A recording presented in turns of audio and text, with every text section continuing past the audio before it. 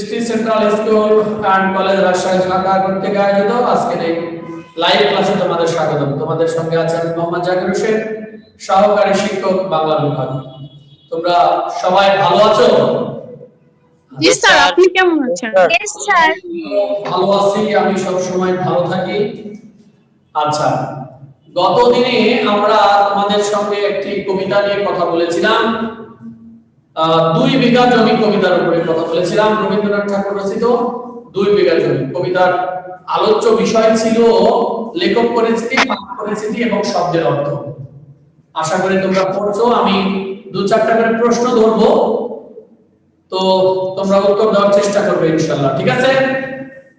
Okay sir. Faria Khandakar, বলো। ফারিয়া খন্দকার, শুনতে পাচ্ছ? ফারিয়া খন্দকার শুনতে পাচ্ছ?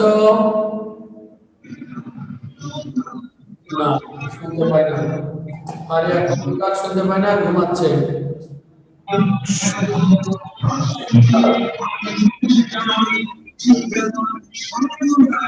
লুবা, লুবা বলো, Luba. Luba, role 39। Yes sir. হ্যাঁ, লুবা বলো।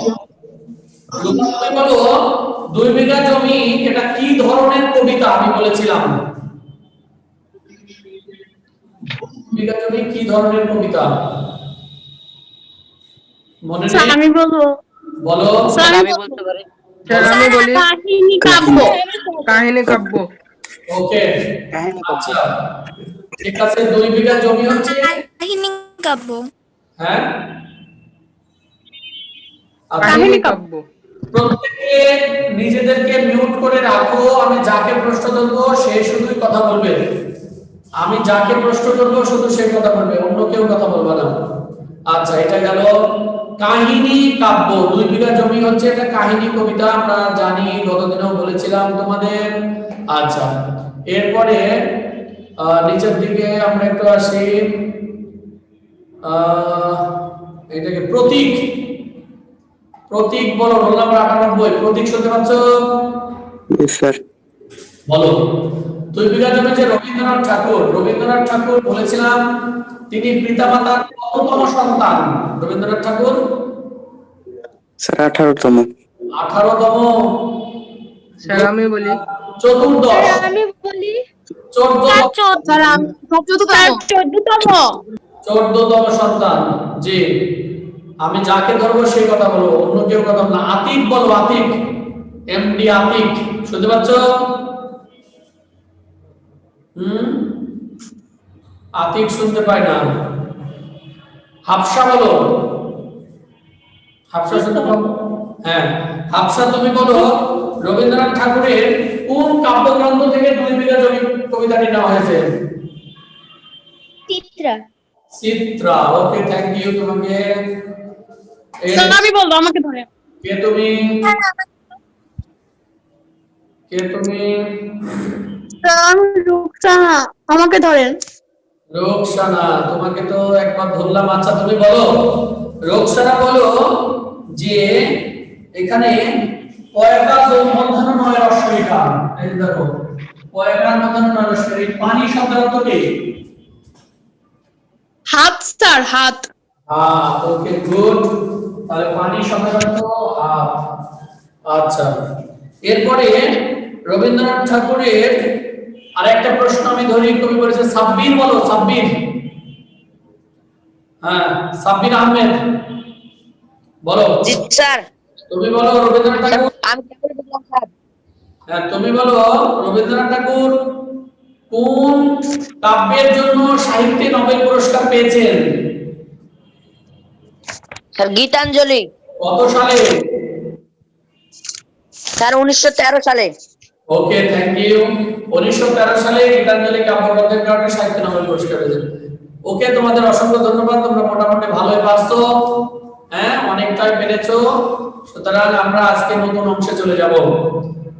আজকে আমরা আলোচ্য বিষয় হিসেবে রেখেছি 2 বিঘা জমি কবিতার মূল পাঠ বিশ্লেষণ, অর্থাৎ পুরো কবিতা নিয়ে আমরা আজকে কথা বলবো, কবিতার লাইনগুলো নিয়ে ব্যাখ্যা করব এবং এখান থেকে গুরুত্বপূর্ণ প্রশ্নগুলো নিয়ে কথা বলবো।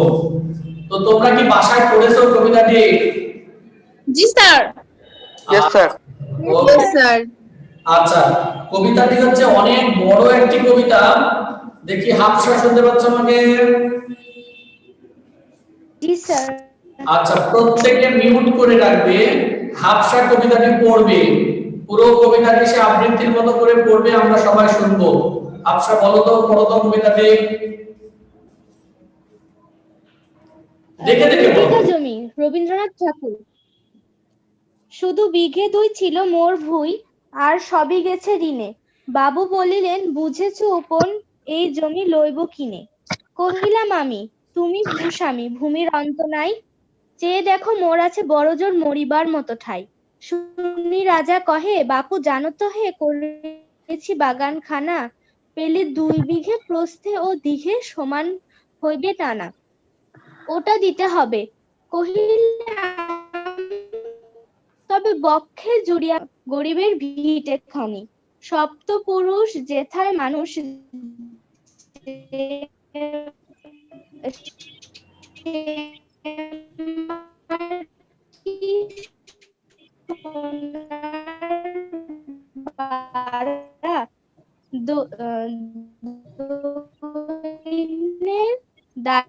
সে মায়ের এমনই লক্ষ্মী ছাড়া। কাল রহিল মনোভাবে, আচ্ছা সে দেখা যাবে। পরে হইনু পথে, করিল ডিক্রি, সকলই বিক্রি মিথ্যা দেনার ক্ষতে। এ জগতে হায় সেই বেশি চায়, আছে যার ভুরি ভুরি, রাজার হস্ত করে সমস্ত কাঙালের ধন চুরি। মনে ভাবিলাম, মোরে ভগবান রাখিবে না মোহ গর্তে, তাই লিখি দিল বিশ্ব নিখিল 2 বিঘার পরিবর্তে। সন্ন্যাসী বেশে ফিরি দেশে দেশে, হইয়া সাধুর শিষ্য, কত হেরিলাম মনোহর ধাম, কত মনোরম দৃশ্য। ভূধরে সাগরে বিজনে নগরে, যখন যেখানে ভ্রমি, শুধু নিশিদিনে ভুলিতে পারিনে সেই 2 বিঘা জমি। হাটে মাঠে বাটে এই মতো কাটে বছর 15-16। একদিন শেষে ফিরিবারে দেশে বড়ই বাসনা হলো। নম নম নম সুন্দরী নম, জননী বঙ্গভূমি, গঙ্গার তীর স্নিগ্ধ সমীর, জীবন জুড়ালে তুমি। অবারিত মাঠ গগন ললাট, তুমে তব পদধূলি, ছায়া সুনিবিড় শান্তির নীর ছোট ছোট গ্রামগুলি। পল্লব ঘন আম্র কানন, রাখালের খেলা গেহ, স্তব্ধ অতল দিঘি কলজল, নিশীথ শীতল স্নেহ। বুক ভরা মধু বঙ্গের বধূ, জল লয়ে যায় ঘরে, মা বলি প্রাণ করে আনচান, চোখে আসে জল ভরে। 2 দিন পরে দ্বিতীয় প্রহরে, প্রবেশিনু নিজ গ্রামে, কুমোরের বাড়ি দক্ষিণে, ছাড়ি রথতলা করি বামে। রাখি হাট খোলা নন্দীর গোলা, মন্দির করি পাছে, ত্রিশাতুর শেষে পৌঁছিনু এসে আমার বাড়ির কাছে। ধিক ধিক ওরে শত ধিক তোরে, নীলাজ কুলটা ভূমি, যখনই যাহার তখনই তাহার, এই কি জননী তুমি। সে কি মনে হবে একদিন যবে ছিলে দরিদ্র মাতা, আঁচল ভরিয়া রাখিতে ধরিয়া ফল ফুল শাক পাতা। আজ কোন রীতিতে কারে ভুলাইতে ধরেছ বিলাস বেশ, 5 রঙা পাতা অঞ্চলে গাথা, পুষ্পে খচিত কেশ। আমি তোর লাগি ফিরেছি বিবাগী, গৃহহারা সুখহীন, তুই হেথা বসি ওরে রাক্ষসী, হাসিয়া কাটাস দিন। ওকে, আজকে আমরা এতটুকুই হয়তো পাবো। হাফসা তুমি পড়লে, পুরো কবিতাটি পড়লে আরো ভালো লাগতো। আমরা একদিনে যেহেতু বিশ্লেষণ করতে হয়তো পারবো না, সেহেতু এতটুকুই পড়লাম, ঠিক আছে?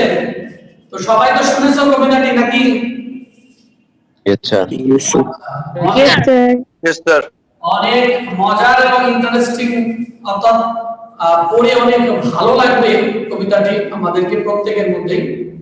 তো আমি একটু ব্যাখ্যা করার চেষ্টা করি তোমাদের সঙ্গে কবিতাটি নিয়ে।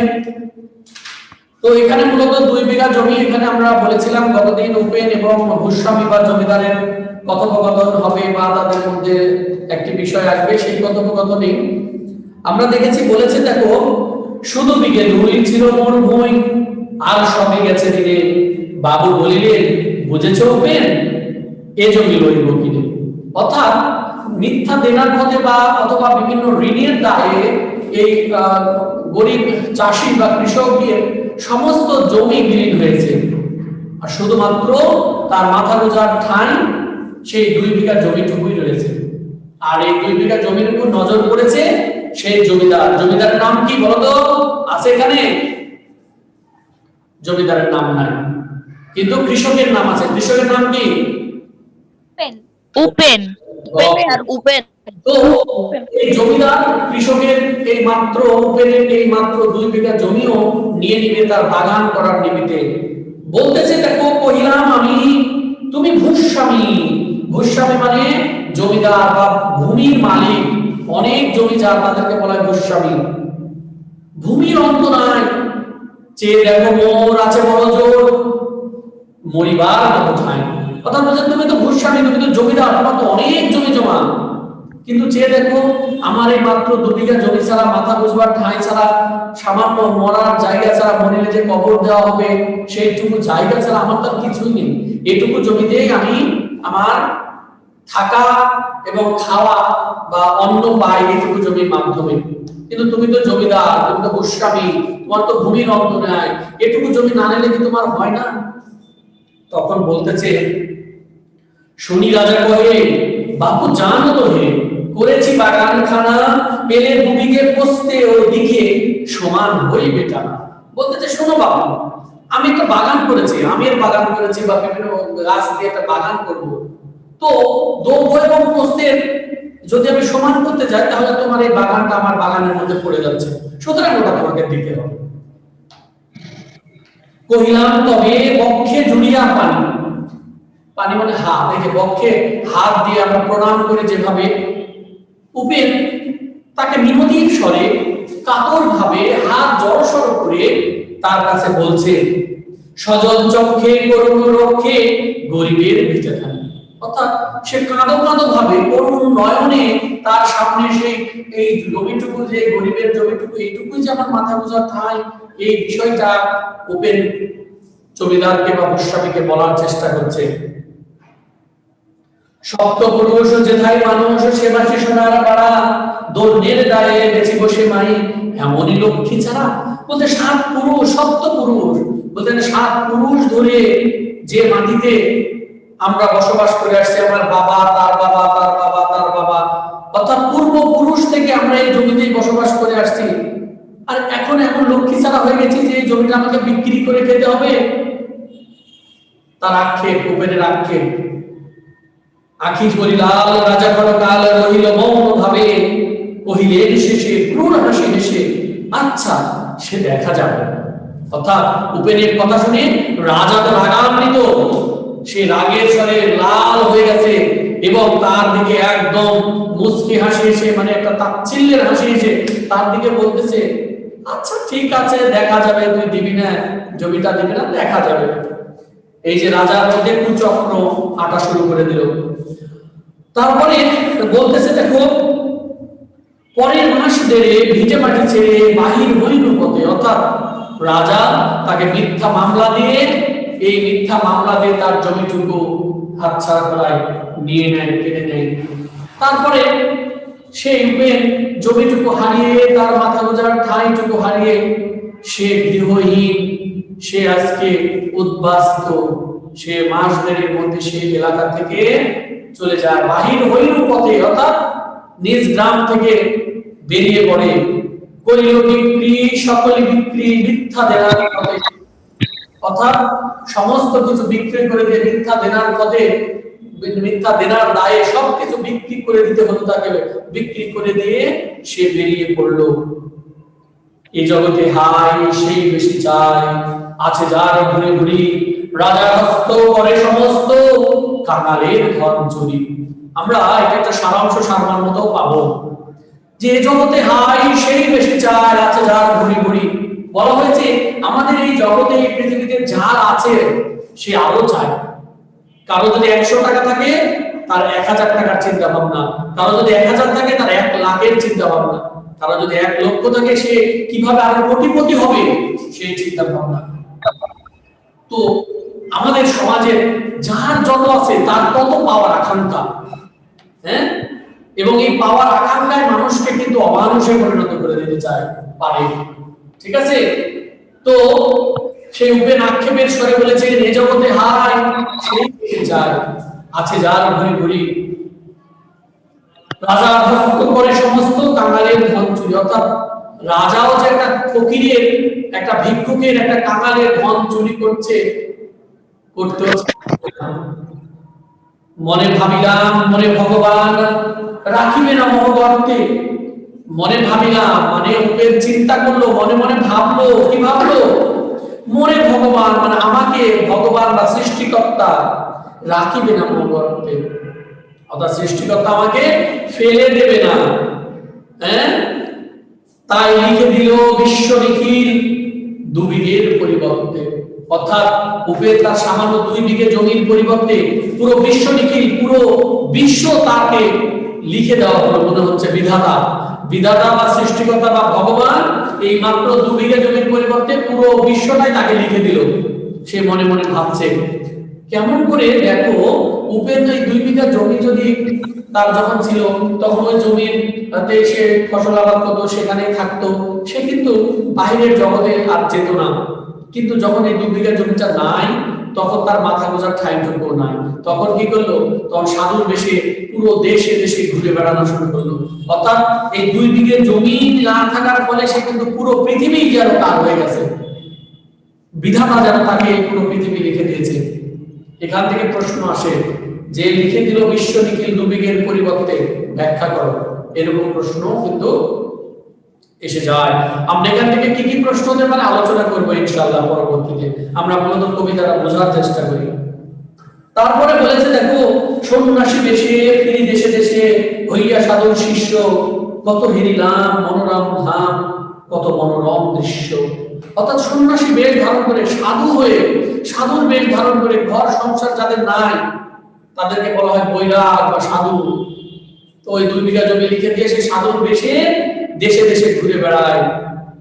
সন্ন্যাসী বেশে ফিরি দেশে দেশে হইয়া সাধুর শিষ্য, কত হেরিলাম মনোরম ধাম, মানে কত দেখলো, কত দেশ দেখলো, কত জায়গা দেখলো, কত সৌন্দর্য দেখলো। কিন্তু ভূদরে সাগরে বিজনে নগরে যখন যেখানে ভূমি, ভূমি মানে ভ্রমণ করি, কথা বলেছে মাঠ ঘাট পাহাড় বন্দর সমুদ্র, যখন যেখানে যায় না কেন তবু নিশি দিনে ভুলিতে পারিনি সেই 2 বিঘে জমি। বলেছে যেখানে যাই না কেন সে আমার 2 বিঘা জমি, আমার গ্রাম, আমার সেই মাতৃভূমি, আমার সেই বসত ভিটা, আমার সেই মাথা গোজার ঠাই সব সময় স্মরণে আসে, মনে হয়। বলেছে এই 2 বিঘা জমি যেখানেই যায় না কেন স্মরণে আসে, মনে হয়। হাটে মাঠে বাটে এই মতো কাটে বছর 15-16, একদিন শেষে ফিরিবারে দেশে বড়ই বাসনা। অর্থাৎ বলেছে বিভিন্ন জায়গায় ঘুরে ঘুরে ঘুরে প্রায় বছর 15-16 হয়ে গেল। তারপরে তার হঠাৎ করে মনের মধ্যে হচ্ছে আমার সেই 2 বিঘে জমির কাছে যদি ফিরে যায় হয়তো বা ভালো লাগবে। সেই 2 বিঘে জমির কথা স্মরণ হয়ে গেল। এখানেও কিন্তু প্রশ্ন অনেক সময় এসে যায় যে কত বছর পর উপেন তার নিজ গ্রামে ফিরে এলো। এখানেও 15 বছর পরে, বছর 15-16 বছর 15-16 এটাই 15-16 বছর পরে, এইরকম মনে রাখতে হবে। ঠিক আছে? জি স্যার। এই যে একদিন শেষে ফিরিবারে দেশে বড়ই বাসনা হলো, 15-16 বছর পরে আবার নিজ গ্রামে ফেরার বাসনা হয়ে গেল। নম নম নম সুন্দরী মম জননী বঙ্গভূমি, গঙ্গার তীর স্নিগ্ধ সমীর জীবন জুড়ালে তুমি। অর্থাৎ নম নম নম নমস্কার, এখানে নম বলতে নমস্কার, সে মা মাটি মাতৃভূমিকে নমস্কার করছে। এই বঙ্গভূমিকে মায়ের সঙ্গে তুলনা করেছে, মায়ের সঙ্গে তুলনা করে তার পদধূলিতে নমস্কার করছে।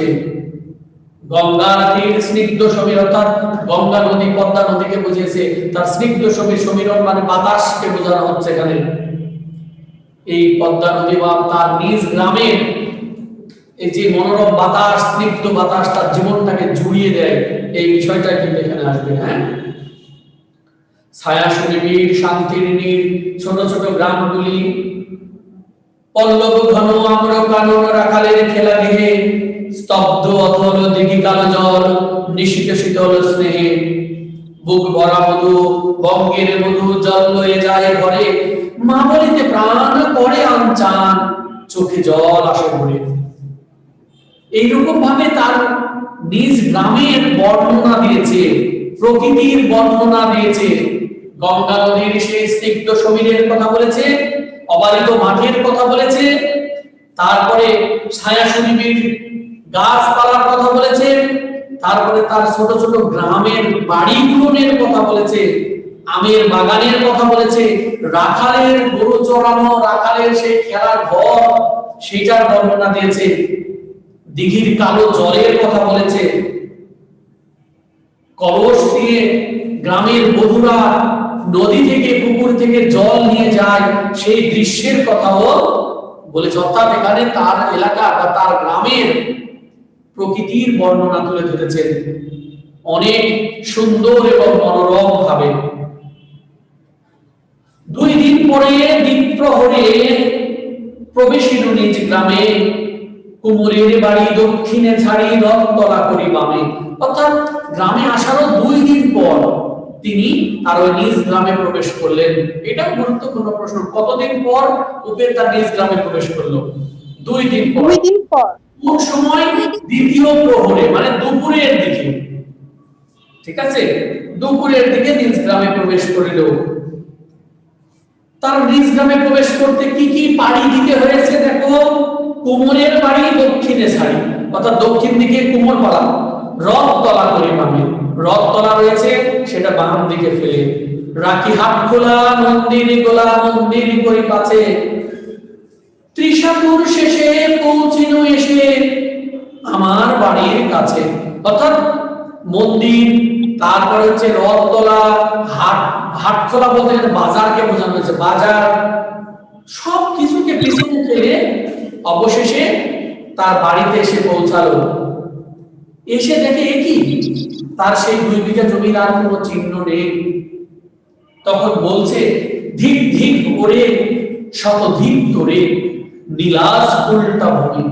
অর্থাৎ ধিক ধিক মানে ধিক্কার দিচ্ছে, সেই 2 বিঘা জমিকে ধিক্কার দিয়ে বলতেছে, নীলাজ মানে লাজহীন, লজ্জাহীন, উল্টা মানে অসতী, অর্থাৎ শত ধিক্কার জানাচ্ছে সেই অসতী ভূমিকে, সেই অসতী ধিক ধিক করে শতধিক করে নীলাজ উল্টা ভূমি, সেই অসতী জমির কথাকে বলা হয়েছে, এখানে তাকে ধিক্কার দিচ্ছে। যখন যাহারি তখন তাহার, এই কি জননী তুমি? বলছে যখন যা তখন তুমি তার। যখন উপেনের কাছে 2 বিঘা জমিটি ছিল তখন কিন্তু সেই জমির শাক পাতা ফুল ফল কত সুন্দর, সেই উপেন সেই জমির যত্ন করেছে। কিন্তু এখন সেই ভূস্বামীর যাওয়ার পরে সেখানে সেই জমিদারের বাগান বিলাসে পরিণত হয়েছে। সেই ভূস্বামী বা জমিদারের বিকেলে হাওয়া খেতে আসে বাগানে, দাসী রূপে তাকে রেখেছে। তাই সেই 2 বিঘা জমিকে ধিক্কার দিয়ে বলেছে, ধিক ধিক করে শতধিক করে নীলাজ উল্টা ভূমি, যখনই যাহার তখনই তাহার, এই কি জননী তুমি? তারপরে বলেছে দেখো, সে কি মনে হবে একদিনে যবে ছিলে দরিদ্র মাতা। অর্থাৎ দেখে কি এখন মনে হয় যে তুমি একদিনে দরিদ্র এই উপেনের মা ছিলে? দেখে মনে হয় না। অঞ্চল ভরিয়া রাখিতে ভরিয়া শত ফুল ফল শাক পাতা। অর্থাৎ বলেছে যখন উপেনে ছিল তখন আসল ভরে ফুল ফল শাক পাতা বিভিন্ন কিছুই ছিল, কিন্তু আজকে কি? আজ কোন রীতি ভুলাই দিতে ধরেছ বিলাস বেশ, পাঁচরাঙা পাতা অঞ্চলে গাথা পুষ্পে খচিত বেশ। অর্থাৎ বলেছে আজ কোন রীতিতে, কোন কারণে, কোন মোহে আজকে সেই বেশ ভুলে গিয়ে নতুন বেশ ধারণ করলো? নতুন বেশ কেমনে ধারণ করেছে? উপেনের কাছ থেকে যখন জমিদারটি জমিটা নিয়ে নিয়েছে, তখন তো সেখানে ফুল ফল চাষ করেন, সেখানে বাগান করেছে, সেখানে বাগান বিলাসে পরিণত করেছে। তাই বলেছে, দেখো ধরেছো বিলাস বেশ, আঞ্চলে পাতা পাঁচরাঙা পাতা, অঞ্চলে গাতা, পুষ্পে খচিত কেশ। আমি তোর লাগি ফিরি বিভাগী, গৃহহারা সুখহীন। অর্থাৎ তোর মায়ায় করে, তোর লেগে আমি বা তোর জন্য আমি দেশ দেশান্তরে ঘুরে বেরিয়েছি তোকে হারিয়ে। আর আজকে তুই সেই জমিদারের কাজের অর্থাৎ দাসী হয়েছিস। এই জন্য সেই 2 বিঘা জমিকে সে নীলার স্কুলটা ভূমি বলেছে এবং তাকে ধিক্কার জানিয়েছে। বলেছে তোর লাগি, বলেছে তুই হেতা বসি বলে রাক্ষসী হাসিয়া কাটাস দিন। অর্থাৎ তোর লাগে আমি দেশ বিদেশে বিভাগে হয়ে ঘুরে বেড়েছি, আর তুই এখানে বসে হেসে হেসে সুখে দিন কাটাস। ধনীর আদরে গড়গোনা ধরে এতই হয়েছ ভিন্ন, কোনখানে রেশ নাই অবশেষ সেদিনের কোনো চিহ্ন। অর্থাৎ বলতেছে ধনীর ঘরে পড়ে তুই পুরো পরিবর্তন হয়ে গেছিস। সেদিনের সেই 2 বিঘা জমি আমার যেদিন ছিল সেইটুকু তো কোনো বেশি নাই, নতুন বেশ ধারণ করেছিস। আচ্ছা, আমি কি পুরো কবিতাটা শেষ করে দিব? জি sir. Yes, yes sir. Sir. আচ্ছা, শেষ করে Yes, sir. এইটুকু আটকে রাখলে ভালো লাগছে না মনে হচ্ছে। তারপরে বলেছে, Yes, sir. পড়লেই ভালো হয়। হ্যাঁ, কল্যাণময়ী ছিলে তুমি ওহি, ক্ষুধাহারা সুধা রাশি। যত হাসো আজ, যত করো সাজ, ছিলে দেবী হলে দাসী। বিদীর্ণ হিয়া ফিরিয়া ফিরিয়া চারিদিকে চেয়ে দেখি, প্রাচীরের কাছে এখনো যে আছে সেই আম গাছ। দেখি বসিতার তলে নয়নের জলে শান্ত হইল ব্যথা। একে একে মনে উঠিত স্মরণে বালক কালের কথা। সেই মনে পড়ে জ্যৈষ্ঠের ঝড়ে রাত্রে নাইক ঘুম, অতি ভুলে উঠে তাড়াতাড়ি ছুটি আম কুড়িবার ঘুম। সেই মধুর স্তব্ধ দুপুর পাঠশালা পালায়ন, ভাবিলাম হায় আর হায় ফিরে পাবো সে জীবন। সহসা বাতাস ফেলে গেল শ্বাস, শাখা দুলাইয়া পাছে, 2টি পাকা ফল নদীর ভূতল আমার কোলের কাছে। ভাবিলাম মনে বুঝি এতক্ষণে আমার ছিল মাতা, স্নেহের সেদানে বহু সম্মানে বারে ঠেকানো মাথা। স্নেহকালে হেনকালে হায় জগদূত প্রায়, কোথা হতে কালি ঝুটি বাঁধা হয়ে সপ্তম শুনে বাড়িতে লাগিল গালি। কহিলাম তবে আমি তো নীরবে দিয়েছি আমার সব, 2টি ফল তার করি অধিকার, এত তার কোন রব। চিনিল না মনে নিয়ে গেল ধরে, কাঁধে তুলি লাঠি গাছ, ভাবছি হাতে পারিষদ ধরিতে মাছ। শুনে পরম প্রতিগণ মারিয়া করিব খুন, যত বলে পারিষদ দলে বলে তার তত সকল। আমি কহিলাম শুধু 2টি নাম ভিক মানি মহাশয়।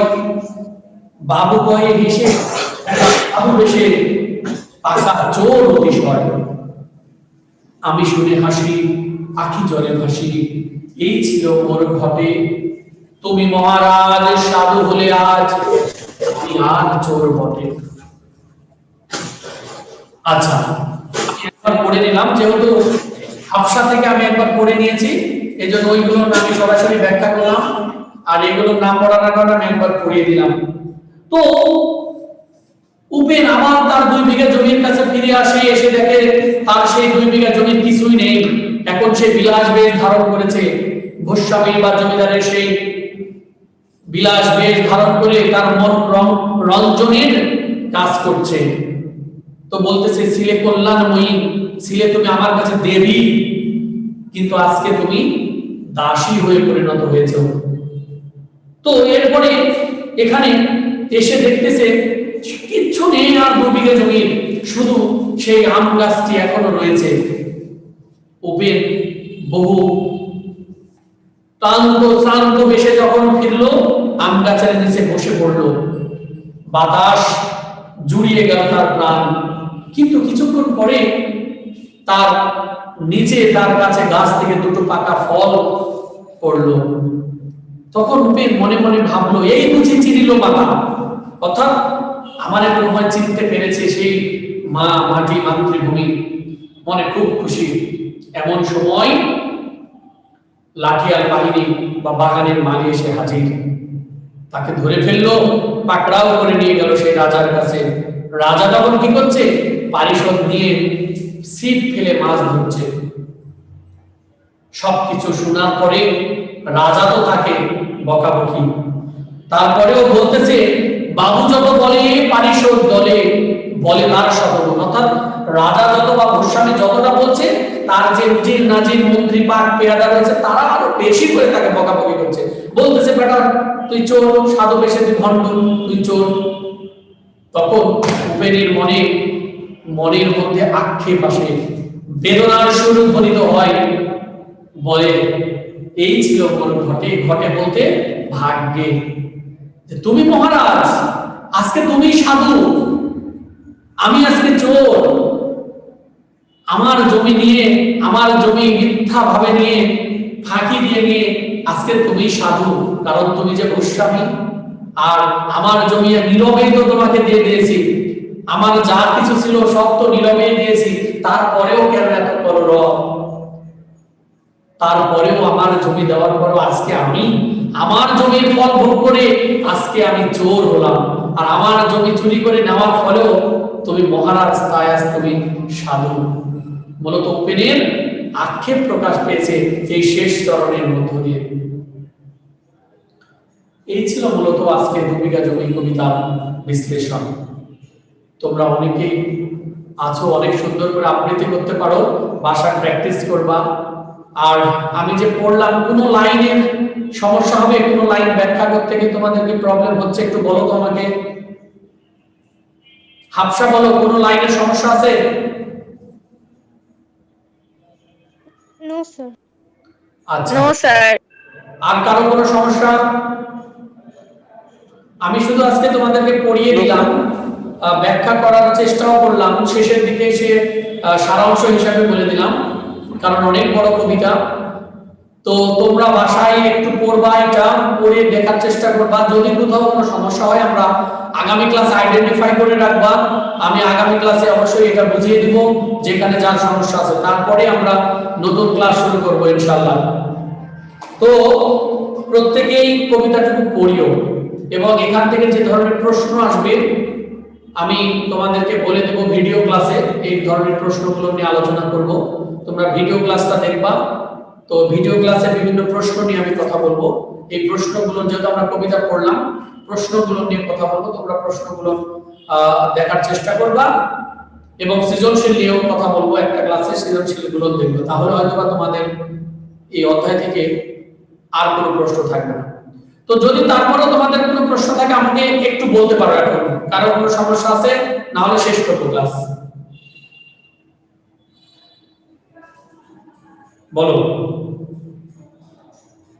কারো কোনো সমস্যা নাই? নো স্যার, কোনো প্রবলেম নেই।